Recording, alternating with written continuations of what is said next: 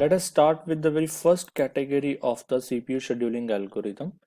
So the very first algorithm we are having is the first come first serve. So what is this first come first serve?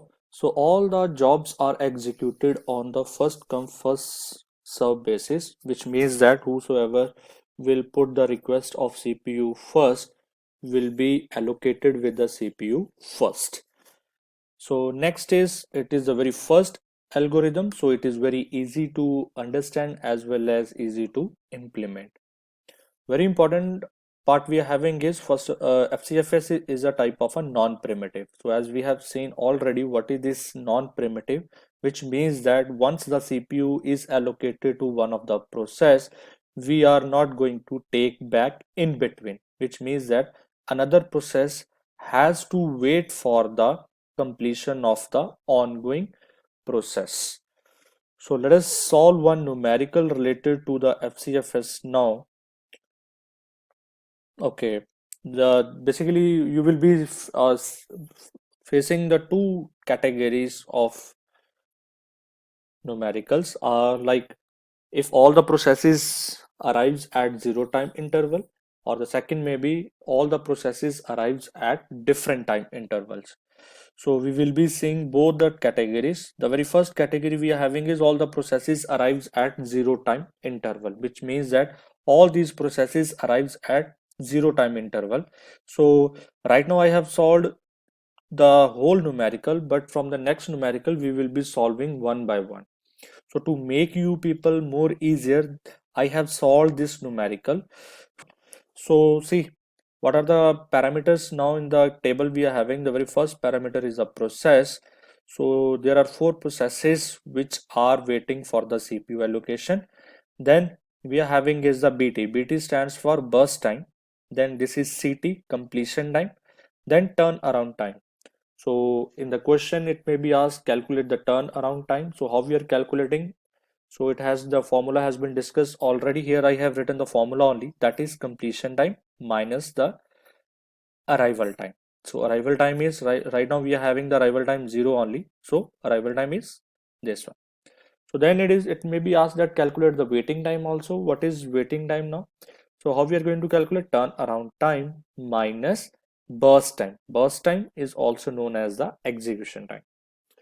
So in the question, only this much field will be given to you, like process as well as the burst time. So four processes are there with some burst times are given to you. So plus arrival time is also given that they arrives at zero time interval. Now let us see that how we are going to solve this numerical. For solving this, first of all, we require this Gantt chart. So Gantt chart basically is used to show the lifespan of the processes, which means that when the process is going to obtain the CPU and when they are going to release the CPU. So first of all, as it is a category of non-primitive, so we will be starting with the P1 process only. As we can see in the table, so P1 process is there, first comes the P1, so we will be allocating the CPU to P1 process. So uh, like the Gantt chart, this side it is showing the timeline only when they are going to get the CPU. So see 0, it is CPU. uh, this time duration is starting from the 0 only. Always we are going to start from the 0. So P1, it is starting from 0. It means that P1 comes and has got the CPU. So for how much time it is going to get the CPU? The burst time is given to us, that is 21. Means that 0 to 21. We are going to label like this, 0 to 21. So who has got the CPU? That is P1 process. Okay. Next comes the P2 process. According to the table only, in the sequence only, we are going to allocate the CPU. After the completion of the P1 only, we are going to give the CPU to P2 process because it is a category of non-primitive.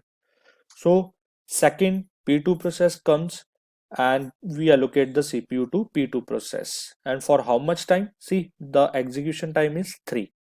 So 21 plus 3, that is equivalent to 24.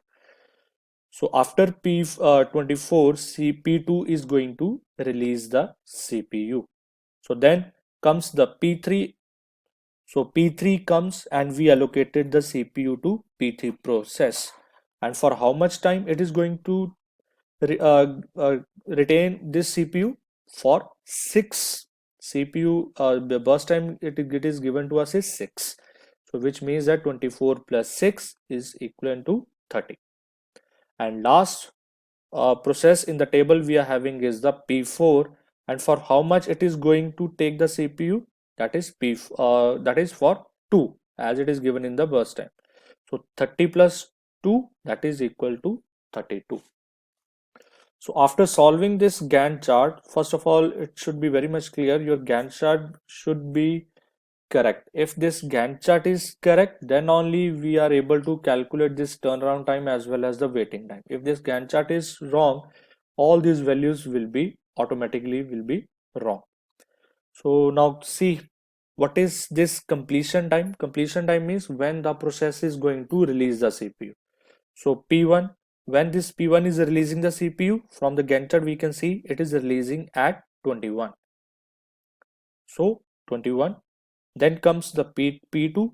So when this P2 is releasing the CPU, that is at 24. So 24 we are writing over here. Then comes P3. When P3 is releasing the CPU at 30. So we are writing over here in the table 30. And the last P4, when P4 is releasing the CPU at 32. So we are writing the completion time of P4 as 32. So we got our completion time. Now we are going to calculate the turnaround time. The formula say completion time minus arrival time. So arrival time is already given to us, that is equal to 0. So one by one we can calculate the values simply. 21 minus 0, 21, 24 minus 0, 24, like this, so on up to 32. So you got all the values of turnaround time. Next comes the waiting time. Waiting time is, if you got this turnaround time values and burst time is already given to you, so you can easily calculate the waiting time. So waiting time is 21 from here, minus burst time is also 21, which is equal to 0. Or you can conclude like this: whenever when this P1 came, then only it got the CPU. So waiting, so P1 is not waiting for any of the millisecond, so 0. So here also we are getting the value 0. So similarly P2 waiting time. So turnaround time is 24 minus 3. So answer we are getting is 21 minus 3, 24 minus 3, that is equal to 21. So on up to 30. So at the end, it may be asked in the question, you have to calculate the average waiting time. So very easy formula. In the mathematics we used to do that, you can say by doing adding all the processes and divide by total number of processes. So we are having total number of processes 4. So what waiting time values we are getting 0, 21, 24, 30 divided by 4. So answer we are getting is 18.75. So here I am writing time units, whatever time unit it has been asked in the question, the same units you have to write over here. Like if it is millisecond, so millisecond you have to write. Right now I am writing time units only. So it may be asked the average turnaround time also you have to calculate. So turnaround time we have already calculated, that is 21, 24, 30, 32, adding all the turnaround time values and dividing by number of processes, that is equal to 4. So by doing all these calculation, at the end you got 26.75. So this numerical is done when the arrival time is 0 for all. So next category we are having is of same FCFS, when all the processes arrives at zero different time intervals. So this category may also comes. So see, now this time we are having total 5 processes with some different time intervals. So see, all these time interval are very important. According to the arrival time only we are going to allocate the CPU, which means that if the P1 arrives at 0 time interval, then only we are going to allocate the CPU to P1 process only. And if suppose we can assume that if P2 arrives at 0 time interval and P1 arrives at 1, so it means that we are not going to follow the sequence now. We will be allocating the CPU to P2 process because it has put the request first as compared to the P1. So right now in the numerical we got that P1 arrives first as it is given arrival time is 0. Rest burst time values will be given to you. According to that, we will be calculating all these values. So let us see the Gantt chart now.